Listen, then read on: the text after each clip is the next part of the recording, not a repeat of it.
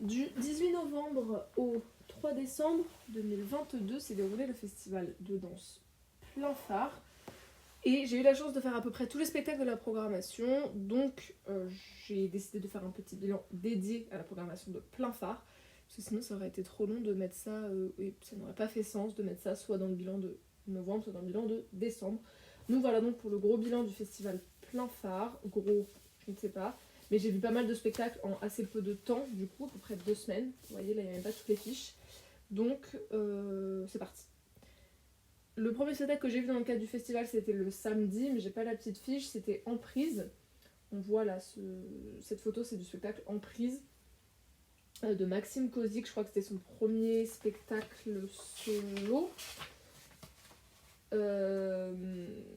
Et c'était chouette parce que je trouve qu'il a une écriture de corps assez intéressante, assez nouvelle. Il a un corps à la fois hyper élastique, hyper fort physiquement. Enfin, il y a pas mal... Physiquement, il y a de la performance, quelque chose qui est assez intéressant et qui change un peu, je dirais même, de ce qu'on peut avoir l'habitude de voir. Donc j'ai trouvé ça plutôt chouette. C'est pas très long. Alors globalement, ce festival, c'est quasiment que des formes courtes.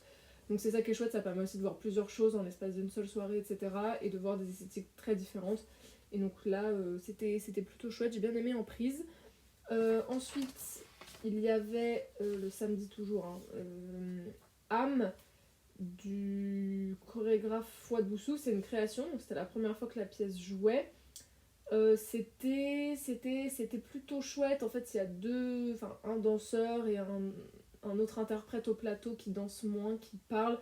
L'écriture, donc il y a des textes de Baudelaire et des textes de la dramaturge de la pièce, Mona Eliafi, qui sont vraiment chouettes. Les textes sont vraiment bien écrits, j'ai beaucoup aimé. Il y a tout un travail de matière autour du sable que j'ai trouvé très chouette aussi. La scénographie est assez impressionnante. Voilà, c'est un spectacle qui vient d'être créé, donc je pense que dans quelques mois, une fois qu'il aura plus joué, qu'il aura aussi mûri, tout ça, ce sera encore différent. Mais en tout cas, j'ai bien aimé, je pense qu'il y a un beau potentiel pour ce spectacle. Ensuite, j'ai vu Carte Blanche de Jeanne Gallois. Carte Blanche, je l'avais déjà vu, c'est un peu un dispositif plus qu'un spectacle, j'ai presque envie de dire. Elle a créé ce principe de spectacle en 2016, donc c'est assez vieux, mais c'est une forme qui est un peu intemporelle et qui se renouvelle sans cesse, puisqu'en fait le principe c'est qu'il y a 3 interprètes au plateau, donc Jeanne Gallois, Aloïs Sauvage et Marie Marcon, qui sont toutes les 3 au plateau, et qui ont 8 phrases chorégraphiques.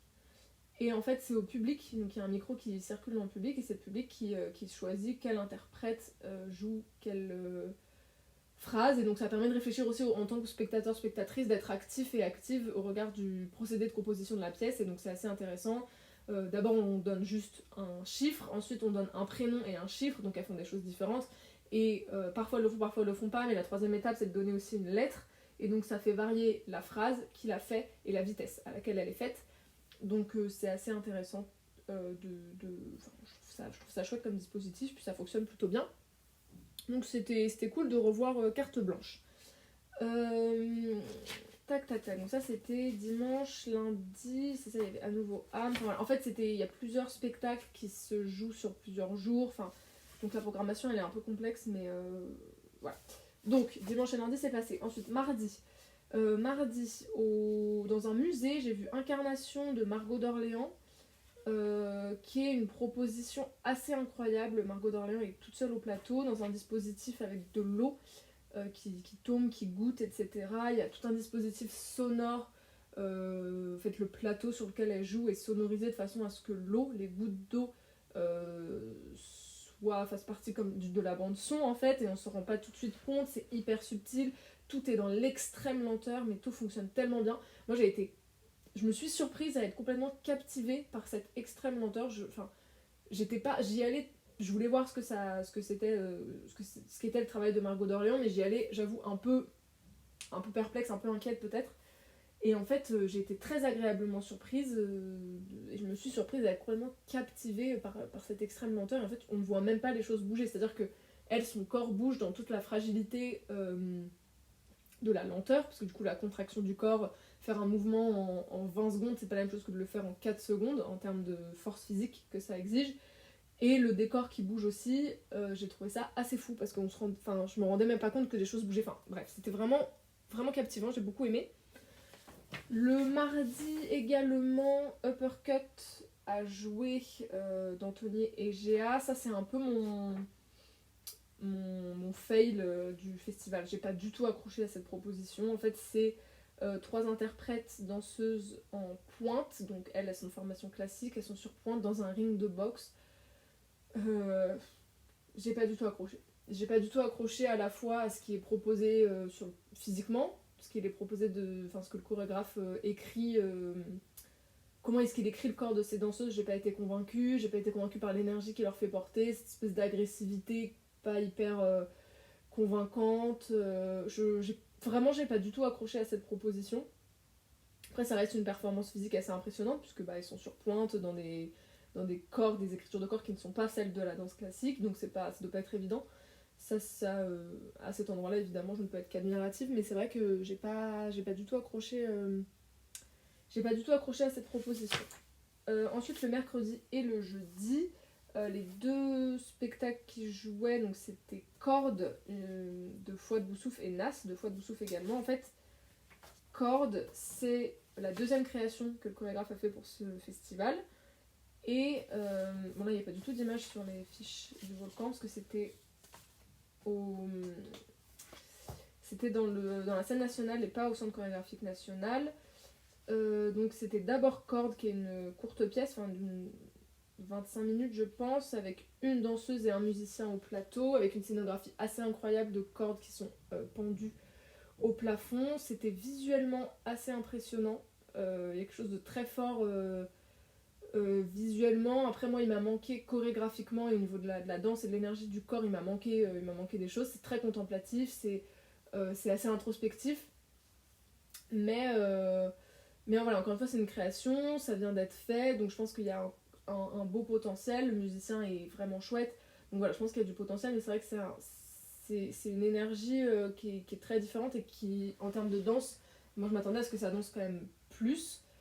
Et donc cette pièce, cette courte création, elle a été suivie de la pièce Nas, Les gens, qui est la pièce un peu phare du chorégraphe, avec son autre pièce Oum. Et donc Nas, c'est une pièce qui a été écrite pour 7 danseurs, il n'y a que des hommes au plateau.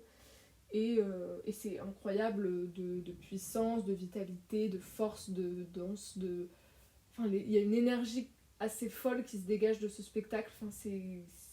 Moi, ça m'a assez frappé. Les gens étaient complètement survoltés à la sortie. C'est quelque chose de très exaltant, très fédérateur, qui fonctionne très bien et qui parle au plus grand nombre, je pense. Et les gens étaient comme des oufs à la sortie de Nas. Et ça se comprend, quoi. C'est vraiment, il y a quelque chose au plateau qui se passe, qui se joue, et tu te dis, ah ouais, là ça danse, et là on comprend un peu pourquoi les gens dansent. Enfin, je sais pas, il y a quelque chose d'assez fort, d'assez intense, ouais, qui se passe dans Nas, qui fait que j'ai beaucoup aimé cette pièce. Ensuite, il n'y avait pas de petit papier, je crois. J'ai vu Le Large, qui est un spectacle jeune public pour les tout petits, pour les 3-5 ans. Donc c'est au plateau, c'est dans une salle de spectacle, et c'est un dispositif un peu participatif pour les enfants et leurs accompagnatrices, où voilà, les interprètes, il y a 2 danseuses et une musicienne au plateau qui racontent une histoire et qui, dans la danse, entraînent les enfants à se déplacer au plateau et à prendre part et à faire partie de cette histoire. Donc c'était assez chouette comme proposition. Ensuite, je sais même plus où on est là. J'ai vu Delicious Overdose, je crois que c'était le vendredi 25. Oui, c'est là. Delicious Overdose, c'est un duo du duo Nux. Ce sont des interprètes italiennes qui proposent quelque chose d'assez intéressant. C'est assez sombre au plateau, littéralement sombre, mais je trouve qu'il y a un travail de corps, de poésie, de sensibilité qui est assez intéressant. J'ai bien aimé cette pièce. C'est assez fort, quoi. Voilà, c'est pas, on s'amuse pas, c'est quelque chose d'assez grave, je trouve, comme pièce, mais qui fonctionne bien. J'ai beaucoup aimé ce moment Voilà, je trouve que ça fonctionne bien, que les corps sont assez justes dans ce qui est proposé, c'est vraiment chouette. J'ai beaucoup aimé ce spectacle. Euh, le même soir, j'ai découvert Yes, qui est un duo aussi chorégraphié par Fouad Boussouf, qui est assez chouette. Donc ces deux interprètes sont des gens très très chouettes, avec une énergie vraiment très très douce, très bienveillante. Enfin voilà, ils sont vraiment, c'est vraiment au plateau, ils sont vraiment super. Et en fait, ce qui est chouette dans ce spectacle, c'est qu'il n'y a pas de bande son, il n'y a pas de musique. L'ensemble des sons et des musiques du spectacle, c'est fait par le sifflement de Sébastien, et Yanis fait du beatbox. Et donc en fait, c'est eux qui sonorisent tout leur spectacle, et c'est vraiment chouette. Enfin, il y a quelque chose de très accessible. C'est voilà, c'est un spectacle à voir en famille, ça fonctionne très bien auprès des petits et des moins petits et des adultes, et c'est vraiment une très chouette proposition, je trouve. Et ensuite, il y a une petite proposition des Lady Rocks, donc une petite perf de 5-10 minutes, un truc assez intense, et ensuite ça sortait en DJ set et avec la Lady Rocks Party, donc un moment un peu festif et tout. J'ai pas été hyper convaincue par ce qu'elles nous ont proposé, j'avoue. Moi, les Lady Rocks, j'aime beaucoup ce qu'elles font. Je les avais vues à Paris, dans une déambulation à travers la ville, où elles allaient danser dans plusieurs points de la ville et il fallait les suivre, etc. Enfin, j'avais trouvé ça très chouette. J'aime beaucoup ce qu'elles proposent, enfin ce qu'elles avaient proposé ce jour-là. Là, j'ai été un peu moins convaincue, j'avoue. Après, ça reste des femmes très chouettes et qui ont une énergie trop bien. Enfin, voilà, qui défendent une énergie assez belle. Donc c'était quand même chouette de partager cette soirée avec elles. Ensuite, j'ai vu au Volcan à nouveau la scène nationale Navy Blue d'Una Doherty. Navy Blue, même chose, là on est dans quelque chose voilà, de plus intense. Intense pas tant physiquement, hein, mais intense grave, un peu plus sombre, un peu plus fort. Mais j'ai beaucoup aimé. J'ai beaucoup aimé ce spectacle. J'ai trouvé que les corps étaient d'une grande justesse, que l'écriture à la fois du plateau et des corps était vraiment d'une grande justesse. Je l'ai vu de très près, et c'est rare que je vois des spectacles d'aussi près. Et j'avoue que j'ai bien aimé pouvoir un peu découvrir plus précisément les corps et même les visages des artistes, ce qui n'est pas toujours le cas, parce que parfois dans les grandes salles, on voit pas en fait vraiment les interprètes. Là, je les voyais vraiment, et je sais pas, j'ai trouvé cette pièce très juste. Il y a tout un... Ce qui a manqué quand même, c'est que Una Doherty est irlandaise, et il y a toute une partie, j'exagère, mais il y a une partie où il y a un texte qui est dit par Una Doherty, et qui parle assez vite en anglais avec un accent irlandais, et on ne comprend pas tout. C'est-à-dire que moi ça va, j'ai pas trop de soucis avec l'anglais, donc je comprenais un peu où est-ce qu'on voulait en venir et ce qui était dit, mais je comprenais pas 100% de ce qui était dit. Et on n'a pas, en fait, dans la fiche de salle, il n'y a pas le texte, il n'y a pas de traduction.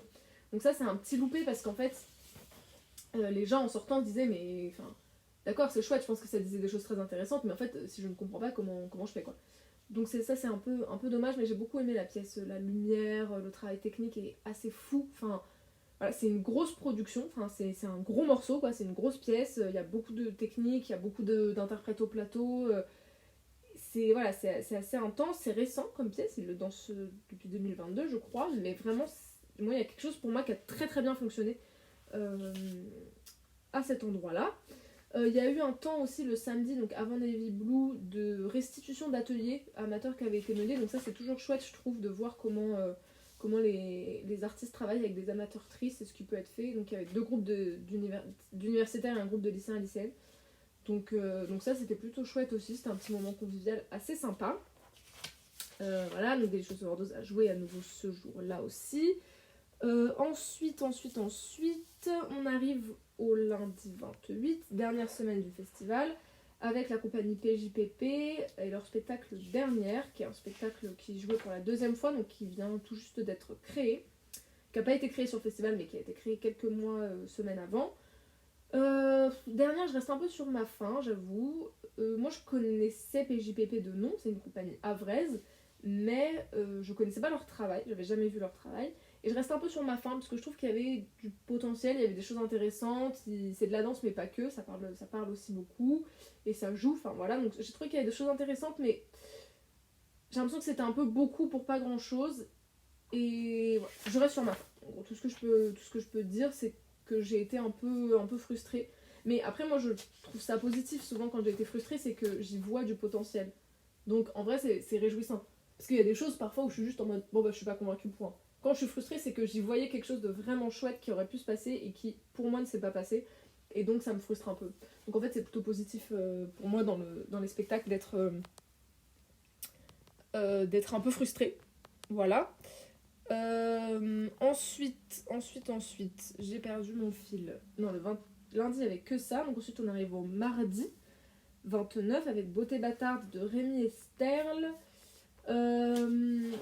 Alors, Beauté bâtarde, il y a eu un petit... je vais vérifier, mais je crois on parle de rap dedans. En fait, il y a 2 danseurs-danseuses de tango et un rappeur. Mais en fait, pour moi, c'est du slam plus que du rap. Et en fait, ça fait un peu... Enfin, à la fois, c'est du chipotage, mais à la fois, ça fait un peu la diff. Parce que je m'attendais à entendre du rap. Et en fait, j'ai eu plutôt le sentiment d'entendre du slam. Et donc, c'est quand même pas la même chose. Sauf que dans les éléments de communication, le mot qu'on avait, c'était rappeur. Et donc, voilà. Beauté bâtarde fait entendre le rap comme technique vocale à part entière, une matière très travaillée, etc. Moi, je trouve que c'était pas... Bref. J'ai bien aimé ce spectacle parce que je trouve que le tango s'articule bien dans une écriture contemporaine avec le rappeur, du coup je trouve que ça fonctionne, mais j'ai pas été convaincue par le texte. Donc le contenu du texte, ça m'a pas porté, ça m'a pas convaincue, ça m'a pas touché. Et voilà, ce petit truc de me dire en fait j'ai plutôt l'impression d'être sur du slam que sur du rap, mais c'était quand même c'était intéressant parce que ça change aussi, c'est bien de voir des formes nouvelles, des esthétiques nouvelles, des corps nouveaux. Donc c'est toujours très intéressant. Donc voilà, pour Beauté bâtarde. Ensuite, le lendemain, Attendez-moi de la Bazooka, qui est aussi une compagnie havraise. Je crois que c'est la dernière pièce de la compagnie. C'est un solo de Sarah Crépin que j'ai trouvé... Alors, en fait, c'est curieux parce que c'est pas une écriture chorégraphique par laquelle je suis a priori convaincue. C'est pas ce qui me plaît quand je vais voir de la danse. Et pourtant, ça fonctionne extrêmement bien. Donc je pense qu'il y a une grande justesse et une grande pertinence dans la façon d'écrire le... Enfin, disons que donc Sarah et Étienne, qui sont les chorégraphes de la compagnie, ont tous les deux, du coup, si j'ai bien compris, chorégraphié Sarah. Et je trouve qu'il y a vraiment une pertinence et une justesse très très très exacte à l'endroit de comment est-ce qu'ils ont écrit, comment est-ce que les deux ont choisi d'écrire la pièce pour Sarah. Et je trouve ça assez fou parce que voilà, c'est pas quelque chose qui moi normalement me plaît, mais là je ne pouvais que trouver que ça fonctionnait. Et c'est assez impressionnant, enfin pour moi c'est signe d'une pièce réussie en fait, que d'arriver à m'amener, moi qui ne suis pas convaincue en temps normal par ce genre de proposition physique chorégraphique, m'amener à trouver ça très juste, c'est quand même pour moi synonyme d'une pièce relativement réussie. Après il y a parfois un peu de longueur quand même, et il y a en fait tout un travail de texte aussi, elle parle et ça m'a un peu moins convaincue, mais encore une fois ça fonctionne. Et donc je peux pas m'empêcher de dire que c'était un bon spectacle parce que pour moi ça fonctionne. Après ça vient d'être créé, je pense que encore une fois en le voyant dans quelques semaines, dans quelques mois, dans quelques années, peut-être que ce sera encore mieux.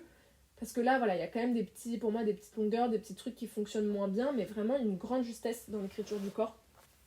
Et ça, je le souligne parce que ça m'a vraiment surprise. Moi-même, j'ai été surprise, je me suis surprise à trouver ça extrêmement juste, alors que je sais que c'est pas des propositions chorégraphiques qui me plaisent en temps normal, donc pour ça, chapeau. Voilà, c'est beaucoup trop long là, je parle beaucoup trop. Après la Bazooka, il y a eu, donc il n'y a pas eu de fiche, mais il y a eu le bal des flamants rouges, qui est une proposition de Christian Hubble, une proposition en famille, un peu pour les petits. C'est un bal littéralement, donc c'était dans une configuration salle de bal quoi. Et c'était chouette. J'ai pas tout à fait, enfin j'ai vu quelques moments du bal, mais j'ai pas vraiment assisté à tout. Et mais c'était plutôt chouette, les gens étaient ravis, à la fois les enfants comme les parents, donc c'est une proposition qui fonctionne vraiment bien. En fait, il y a un atelier de préparation avant le bal pour que les danseurs, danseuses, donc il y a un DJ, une danseuse, un danseur, qu'ils aient tous les trois du coup leur complice, puisqu'il y a quand même le but de ce bal, c'est pas juste de faire une boum, c'est aussi de transmettre des éléments chorégraphiques. Au cours du bal, il y a des petites danses donc, qui sont apprises par les complices et retransmises ensuite à l'ensemble du groupe. Et donc ça fonctionnait plutôt bien, et surtout à la sortie les gens étaient complètement exaltés, complètement ravis de ce qu'ils venaient de traverser, donc ça c'est généralement très bon signe. Ensuite le lendemain, je crois qu'on arrive en décembre, Non, peut-être pas. Je sais plus. Peu importe. J'ai vu Répercussion pardon, d'Anna Pérez, qui est Pardon. Une danseuse de flamenco, enfin qui travaille autour du flamenco, mais dans une écriture contemporaine. J'ai trouvé ça plutôt chouette. Il y a une force, une énergie assez intéressante. Elle est assez impressionnante au plateau. Il y a tout un travail de sonorisation de ses chaussures qui fait que donc sur son plancher, quand elle tape avec ses chaussures, il y a des moments où c'est sonorisé avec un micro qui est sous la semelle, je crois, et des moments où ça ne l'est pas, et du coup il y a tout un travail de son qui est assez juste entre ses clappements de mains, quand elle tape des pieds avec ou sans micro, enfin je trouve ça très bien fait techniquement, c'est assez juste, j'ai bien aimé la façon dont c'était mis en œuvre. Donc ça plutôt chapeau, et elle je la trouve vraiment très impressionnante dans sa force, dans sa présence et son énergie au plateau. Le même soir, donc Julien Bauclé, L'homme et la mer. Julien Bauclé, il est très jeune, il a 22 ou 23 ans. C'est un danseur qui chorégraphie son premier solo duo, L'homme et la mer, parce qu'il y a un pianiste avec lui au plateau. C'était une création, c'était la première fois qu'il le jouait. C'était plutôt. Il y avait du texte, il y avait de la danse, il y avait du piano. Je sais pas. Je sais pas si j'ai été hyper convaincue, mais c'est une création. Et donc je pense que c'est à cet endroit-là qu'il faut insister et se dire, voilà, pour moi j'ai envie de revoir la pièce dans plusieurs mois quand elle aura été retravaillée et qu'il aura avancé dans ses réflexions, etc. Derrière, il y a une réflexion assez poussée, on sent qu'il sait de quoi il parle, qu'il a réfléchi son sujet, qu'il a réfléchi sa mise en scène et voilà, qu'il sait ce qu'il fait, qu'il sait où il va, mais moi il m'a manqué quelque chose, ça m'a paru quand même très fragile, très jeune, mais parce que c'est une création et qu'il est très jeune et que c'est sa première création et que c'est la première fois qu'il joue sa première pièce. Enfin, voilà, il n'y a pas plus fragile en fait au plateau que des premières pièces créées pour la première fois. Donc, mais il y avait quand même voilà, quelque chose d'assez doux et d'assez fort à la fois. Il y avait des choses intéressantes, mais moi il m'a manqué quand même des éléments un peu plus solides pour être convaincu complètement par cette pièce. Euh, mais c'était chouette, c'était quand même un beau moment. Voilà. Ensuite, nous arrivons au vendredi 2 décembre et on approche de la fin. Vendredi 2 décembre, 2 pièces ont été présentées comme un symbole d'Alexandre Fandard. J'ai bien aimé, il était un peu. Ça faisait un personnage un peu barré au plateau, mais j'ai bien aimé l'énergie de ce personnage. Et j'ai pas été transcendée par la pièce, mais je sais pas, je trouvais qu'il y avait quelque chose d'intéressant, qu'il y avait des choses sympas au plateau, dans le corps, dans l'écriture, dans l'espace et tout. C'était plutôt chouette, mais ça m'a pas non plus. Je crois pas que ce soit un spectacle dont je me souviendrai dans un an, quoi. Et il y avait ensuite, pour finir la soirée, À bientôt de Johanna Malédon. Johanna Malédon, c'est l'artiste associée au centre chorégraphique qui a porté ce festival. Et moi, Johanna Malédon, je l'avais déjà rencontrée, j'avais déjà un peu rencontré son travail, je l'aime beaucoup. Donc j'avoue que j'étais un peu convaincue avant même d'aller voir le spectacle. Après, il faut dire que à 21 ans, elle a plus 21 ans du tout. Il faut dire qu'il y a beaucoup d'éléments en fait dans ce spectacle. Il y a beaucoup d'éléments et parfois on voit pas trop où on va. C'est-à-dire que c'est une première création aussi. Enfin, je crois que c'est sa première pièce avec beaucoup d'interprètes. Elle dure près d'une heure, donc c'est un grand format. Et c'était, je crois, la première fois qu'elle se confrontait à cet exercice parce qu'elle est très jeune. Et on sent qu'il y a beaucoup d'éléments, probablement parce qu'elle a voulu dire beaucoup de choses, mettre beaucoup de choses, mais parfois on ne trouve pas toujours de fil pour relier tous ces éléments qui se déploient sur l'ensemble du spectacle. Mais les interprètes sont magnifiques. Enfin, moi, c'est que des femmes au plateau, je les trouve mais superbes. Elles sont vraiment géniales, elles sont magnifiques, je les adore. Et donc en fait, il y a quelque chose qui fonctionne très bien parce qu'elles sont absolument géniales et absolument bien dans ce qu'elles portent. Enfin, je les trouve juste dans l'écriture, etc.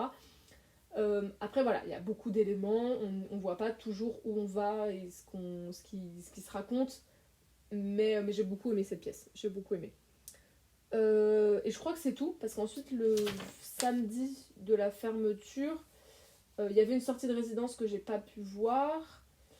Il y avait À bientôt à nouveau, le duo Yes à nouveau. Ah oui, Un oiseau. Un oiseau de Johanna Schweizer, je sais plus comment ça se dit. C'est un solo qui se finit avec un moment participatif, c'est un truc un peu barré.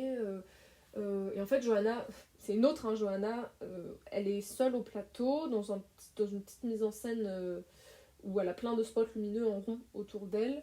Et elle sonorise avec sa bouche des bruits, mais complètement incroyables. Moi, pendant longtemps, ça dure pas non plus 2 heures, mais pendant tout le début du spectacle, je me suis demandé si c'était genre un son, une bande son, ou si c'était elle. En fait, quand je me suis aperçue que c'était elle qui faisait tous les sons du spectacle, mais je trouve ça absolument incroyable. Donc elle travaille sur la gestuelle et le son aussi des oiseaux. Enfin, moi, c'est comme ça que je l'ai identifié. Après, ça s'appelle Un oiseau, donc merci Einstein. Mais, euh, mais ouais, ça fonctionne très bien comme pièce. Après, c'est un peu barré. Enfin, moi, c'est pas, encore une fois, ce qui physiquement, esthétiquement, dans la physicalité me plaît quand je vais voir de la danse. Et pourtant, ça fonctionne très bien.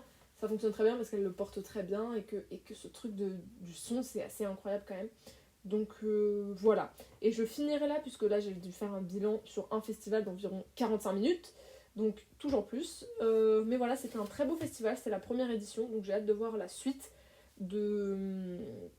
Enfin les prochaines éditions, quoi, et la suite de la programmation pour la finir, parce que c'était vraiment chouette, et le fait d'avoir des petites formes courtes et des soirées où pendant une soirée, du coup, on voit plusieurs spectacles, plusieurs formes courtes, je trouve que c'est intéressant, parce que ça permet de voir aussi, voilà, comme je disais, une grande diversité d'esthétiques.